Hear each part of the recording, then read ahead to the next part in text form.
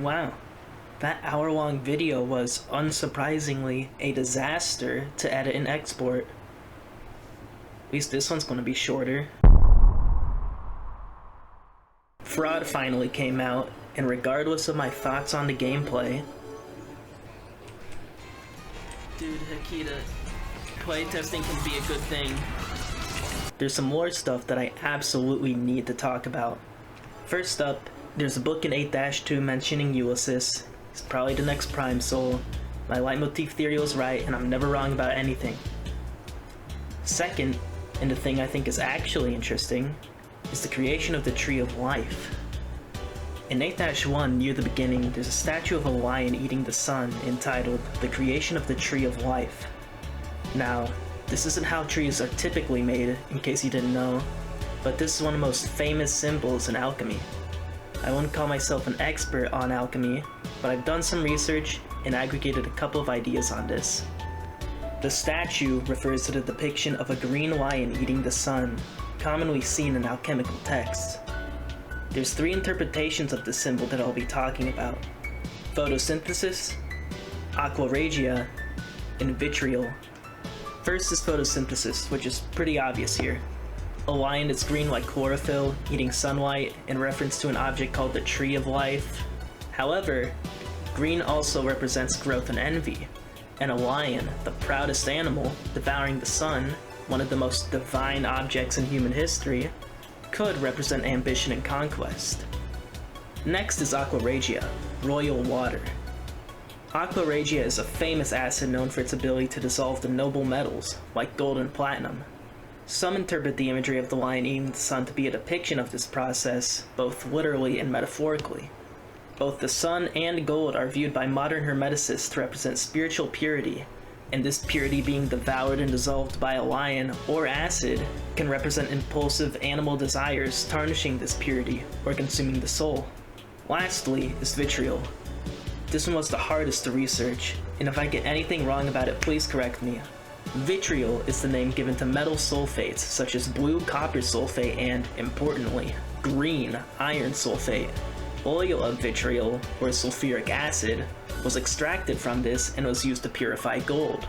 Vitriol was also an acronym for... how the hell do I pronounce this? Visita interiora terrae rectificando invenis occultum lapidem. Translated, it roughly means, visit the interior of the earth and rectifying, you will find the hidden stone. This represents the purification process previously mentioned, as well as the process of nigredo. Nigredo is the first process of creating the Philosopher's Stone, but has also come to represent encountering one's shadow, an unconscious, often instinctual and impulsive part of you that is suppressed by the ego. In short, it's a spin on the Aqua Regia interpretation.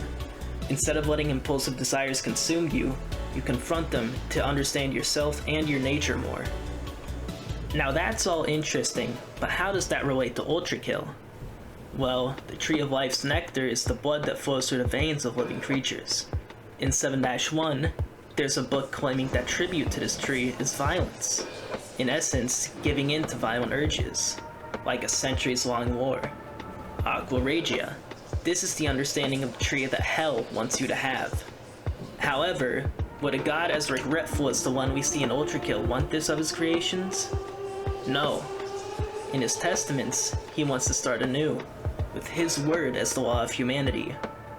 After all, he says, let the evil of their own lips consume them. The goal was not a tree of Aqua Regia, but of vitriol. However, the Father is unable to find a formula for life without free will because it is impossible. He misunderstands the vitriolic process as removal and not understanding and growth. He cannot force the spirit to be purified. Since these testaments are located in hell, their actual authorship is questionable, but I'll choose to believe them for now. There is one more interpretation that I mentioned at the beginning. If the lion devouring the sun is to represent conquest and pride, it could represent God creating and giving power to hell, presumably alongside the Tree of Life, as part of his first attempt at making life before he decided to remove free will, using hell as a sort of deterrent for disobeying his word. I don't really care about this interpretation that much because it doesn't add anything to the conversation. We already knew hell was stronger than God. The only thing it tells us is that hell and life were made at the same time. These interpretations don't necessarily clash, but I just hate hearing people say demiurge all the time. If you like this and want to see more, too bad. I'm done with ULTRAKILL. I'm gonna make videos on other stuff now. If you want to see that though, then make sure to subscribe. Also, feel free to comment your thoughts on this. With all that said and done, see you in the next one.